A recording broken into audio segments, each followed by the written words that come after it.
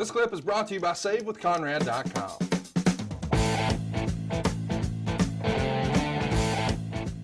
That he was the excellent of execution and to be able to show that he can beat you in any way.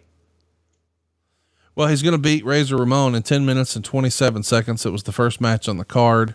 Ramon's going to signal for the Razor's Edge, but Hart turns it into a cradle for a near fall. Then Razor goes for a backward suplex, but Hart turns in midair and falls on him for the 3 count. And, it's technically the first King of the Ring tournament match on WWF pay-per-view. And I guess it really set the pace, or it set the tone for a fun night of matches, because he starts with Razor at 10.5 minutes, and then he works with Perfect for nearly 19 minutes, 18:55. Meltzer would say they exchanged moves early with the storyline to show that Hart was the better scientific wrestler as he won all the spots. In the end, they're doing a cradle. Hart ends up winning after reversing an inside cradle, and then both shake hands to make sure the fans know that Perfect isn't really a bad guy. But Meltzer loved it. He gave it 4.25 stars. And then the last match, it's Bret versus Bigelow. Again, 18 minutes and 11 seconds. That's a long time for a big fella. Hart's coming in injured and exhausted, so Bigelow's going to dominate him. And Meltzer would say for such a climatic match, there was very little crowd reaction early. Eventually they do start to get with it. The last 8 minutes were hot action with both men getting near falls, ending with Hart getting the pin with a victory roll, 3.75 stars. So it's kind of a cool moment here. I guess we should mention too that,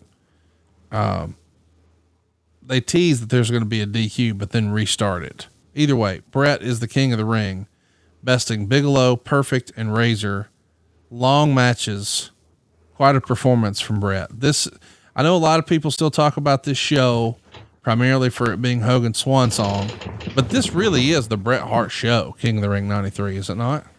Absolutely it was. And I think that it was, again, a rebuilding that confidence in Bret, that Bret, not only is worthy of being the champion, but put him in a position like King of the Ring, having 3 matches in one night, and he comes out victorious at the end, and it gets to show everybody exactly what he could do. So yeah, this was build Bret back night. It's a very special night for Bret Hart's career, and he had 3 really good matches. Again, with Bigelow, Meltzer gave it 3.75 stars. With Perfect, he gave it 4.25. With Razor, he gave it 3 stars. Solid performances. Of the 3, did you have a favorite? Ramon? Oh my Bigelow, God. Perfect was, and part of the thing was, you go back to, SummerSlam, what was it? 91. Yep. That Perfect and Bret just tore the house down. Stole the show. Unbelievable. Yeah. Yes. Unbelievable show. And, here again, I think that they just had chemistry. They could just go out and, having not seen, touch, talk to each other in 10 years, and I think that they would go out and get in the ring, having seen each other for the first time and all that time, and tear the house down and never discuss a single spot. That's the kind of performers they were. Do you think, and I'm not saying this to be funny, do you think this was perhaps Kurt's last great match? Yeah, probably so. I mean, I'm not saying that to be disparaging. I know he's going to continue to work matches, with Shawn Michaels and a lot of other guys along the way, I think, or maybe that was after. I don't know. It just feels like this might be his last really, really great match. I think you're right, because after that, the Kurt's injuries and everything that kept him out of the ring for a while and what have you. I think that this was the last time that Kurt had a dance partner that he could really shine, and same thing for Bret. I thought that it was excellent, and it was, a good pairing, and that, as you said, these two had awesome natural chemistry and showed it every single time that they got into the ring. So it was good. It was good for Bret, and I think it was great for Kurt as well, because it showed that, well, you know what, man, he's still got it.